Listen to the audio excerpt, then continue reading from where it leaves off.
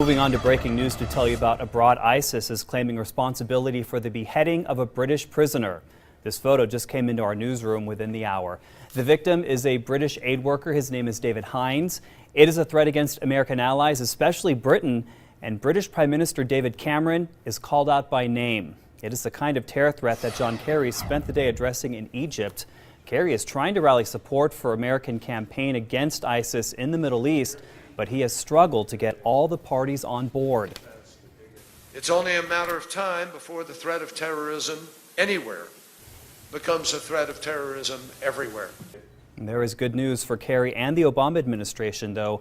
A Pew poll shows 67% of people here at home consider ISIS a major threat, and a new CNN poll shows 76% of Americans want more airstrikes over ISIS targets.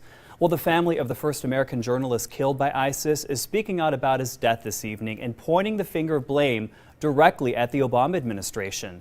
Diane Foley, the mother of James Foley, says U.S. officials threatened her family with criminal charges if they gave in to ISIS demands to pay ransom for her son. It's a policy not to negotiate with terrorists.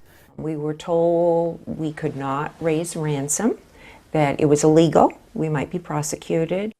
Well, Secretary of State John Kerry says he hadn't heard anything about the threat of criminal charges, but the National Security Council released a statement saying, quote, "The law is clear that ransom payments to designated individuals or entities such as ISIL are prohibited. Doing so would only put more Americans at risk of being taken captive."